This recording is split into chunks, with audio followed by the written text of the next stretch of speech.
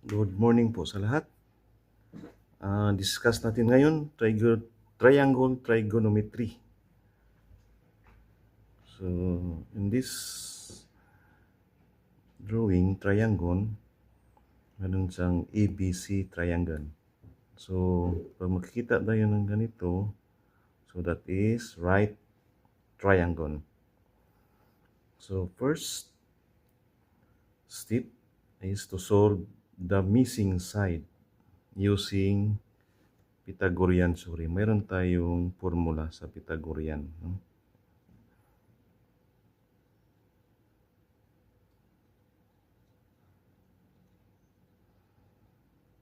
Pythagorean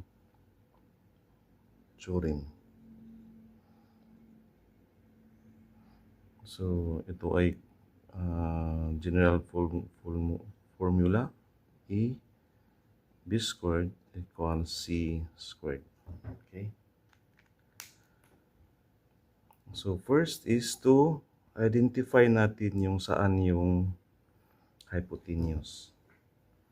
So, pag yung E at saka B, pwede yan na i-interchange. Pero yung C, hindi pwede yan mag-change. So, pag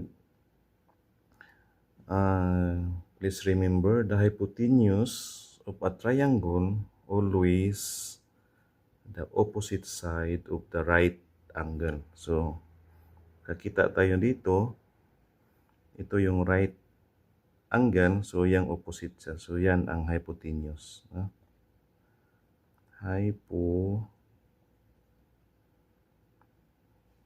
Hypotenuse. Yan. Okay. So, meron na tayong formula. Isang formula lang siya sa Pythagorean theorem using Pythagorean theorem. So, okay, let's solve this first example. Given ang two sides, tapos ang unknown is ang hypotenuse. No? So, using the formula, Pythagorean theorem, that is 8 squared, 6 squared equals to C squared. So, 8 times 8, 64, plus 36.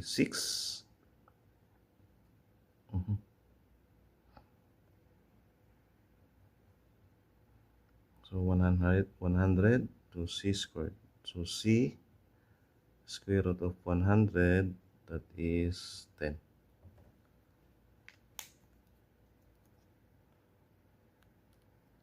Okay? So, ito yung gamitin natin nga formula ng Pythagorean theorem.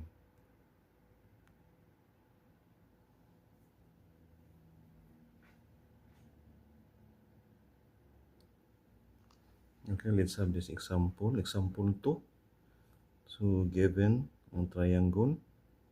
So, ang anon dito is, so opposite siya sa right triangle, ito yung hypotenuse. So, sa formula natin, A squared plus B squared C squared. So, given yung isang side, 6, pero dito, ano yung given? So, 6 yung whole nga line. So, minus 3. So, ito ay 3. Okay? So, given yung dalawa, that is 3 squared plus 6 squared equals to C squared.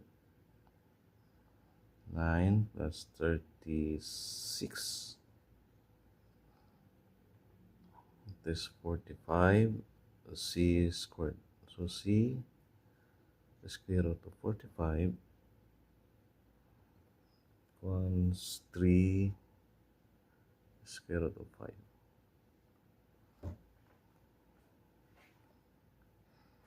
So, ito yung X.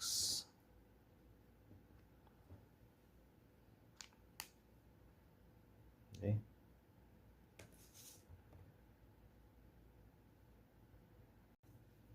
Okay, we solve this example. Given ang triangle. So, yung hypotenuse natin, right angle, so hypotenuse is 10. So, given ang hypotenuse, pati yung isang side. So, formula natin if B squared equals to C squared. So, ang anon is either dito sa A of B. So, A lang natin ang anon. No? So, E squared. Ang B natin is 6. Ang C is 10 squared. Transfer natin doon. So, ang E squared, 10 squared minus 6 squared. Okay? So, 100 minus 36. So, 64. So, square root. A natin is 8. Okay? So, given na yun ang hypotenuse. So, ang isa ang anon. So, anon yun doon ang A. So, ang answer natin is 8. Okay. So, other example. So, given ang hypotenuse kasi opposite siya sa right angle. Tapos, yung isa is anon, isang side. So, ganun pa rin kanina, C squared. So, if B ang anon, A is 10. Ang C natin is 12 squared. So, B squared, 12 squared minus 10 squared. So, 144 minus 100, that is 44. So, square root, that is 2 square root of 11. Okay? So, anon ang isang side. Okay, so next example. Try to solve this example. Okay, so ang anon dito is ang hypotenuse, di ba? So, paano natin? Ito, given ba to? So, mayroon siya, no? 6. Ito, so hindi siya given kasi yung 10, ito ang whole line. So, paano natin kukunin to na line? Ito. So, may 3 tayo dito. So, 10 minus 3, that is 7. Okay? So, masolve na natin yung hypotenuse. A squared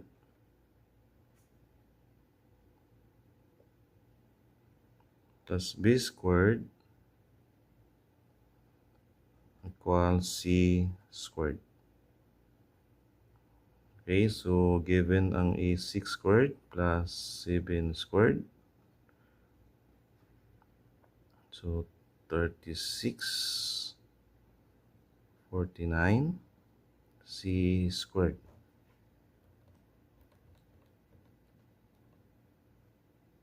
So, ang kuha natin is 85 C squared. So, C natin is square root of 85.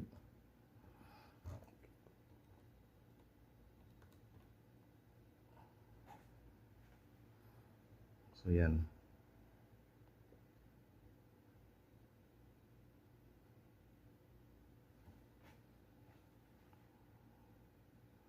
So, answer natin is square root of 85.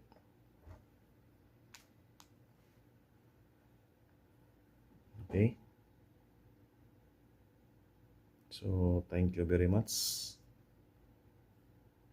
So, please subscribe.